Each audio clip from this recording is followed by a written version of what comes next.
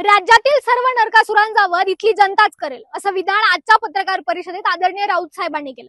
खरं तर राऊत साहेबांनी उल्लेख नरकासूर असा केला होता, परंतु आपणही या सर्व नरकासुरांपैकी एक नरकासूरच आहोत. जनतेवर आपण अन्यायच करतो याची जाणीव कदाचित नवनाथ बन यांना झाली असावी आणि याच भावनेतनं या विधानाला उत्तर देण्याचं नवनाथ बन यांनी ठरवलं असावं. यावर उत्तर देताना नवनाथ बन म्हटले की आजचा दिवस हा नरकासुराच्या जयंतीचा दिवस नसून तर आजचा दिवस श्रीकृष्णाने नरकासुराचा वध केल्याचा दिवस आहे. नवनाथ बन साहेब, प्रथमतः तुम्हाला दीपावलीच्या हार्दिक शुभेच्छा. बरं, दीपावलीवरनं आठवलं, बन साहेब आपण बघा दिवाळीत फटाकडे फोडतो, एक फटाकड्यांची माळही लावतो. त्या माळीत एखादा तरी असा फटाकडा असतो की त्याचा आवाज होतच नाही.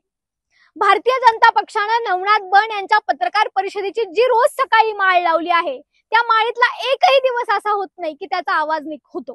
त्या विधानाचं परिपक्वता त्या विधानात असते.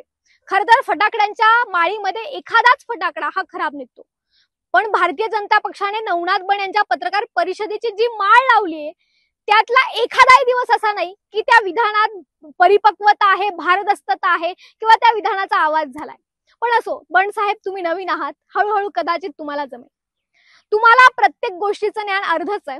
आज तुम्ही नरकासुराचा उल्लेख केला, चला म्हटलं निदान नरकासुराचं गोष्टीचं ज्ञान तरी नवनाथ बन साहेबांना आपण पूर्ण देऊया. तर नवनाथ बन साहेब हा जो नरकासूर होता ना, तो भूमी देवीचा एक पुत्र होता. तो भूमी देवीचा पुत्र होता. त्याने एक ब्रह्मदेवाची प्रचंड तपश्चर्या केली, प्रार्थना केली आणि ब्रह्मदेव नरकासुराला प्रसन्न झाला. याच देवाकडनं नरकासुरानं वर मागितला. ब्रह्मदेवानं तो वरही दिला. तो वर असा होता की या पृथ्वी तलावावर माझा वध फक्त माझी आईच करू शकेल, आणि हा वर ब्रह्मदेवानं मान्य केला. या पृथ्वी तलावावर आता आपला वध फक्त आपली आईच करू शकते असा वर नरकासुराला मिळाल्यानंतर त्याच्या मनात अहंकार निर्माण झाला आणि याच अहंकारापोटी त्यानं जनतेला प्रचंड त्रास दिला, जनतेवर अन्याय केला. बन साहेब तुम्हाला समजेल म्हणून सांगते, आज भारतीय जनता पक्ष ज्या पद्धतीने अन्याय करतो, जनतेला त्रास देतो, अगदी तसंच काहीसं बरं का. नवनाथ बन साहेब त्यानं त्रास द्यायला सुरुवात केली हे श्रीकृष्णाला कळालं. श्रीकृष्णानं नरकासुरासोबत युद्ध पुकारलं. रणांगणावर जाताना श्रीकृष्ण एकटा गेला नाही, तर त्यांची पत्नी सत्यभामाही त्यांच्यासोबत गेली. श्रीकृष्णाकडनंही नरकासुराचा वध झाला नाही, तो सत्यभामाकडनं झाला. कारण सत्यभामा ही पृथ्वी देवीचीच, भूमिदेवीचाच अवतार होती आणि सत्यभामानं नरकासुराचा वध केला.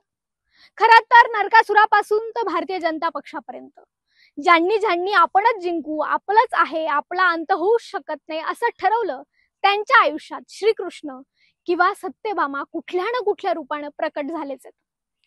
अहो, नरकासुराला वर मिळाला होता बन साहेब, वर.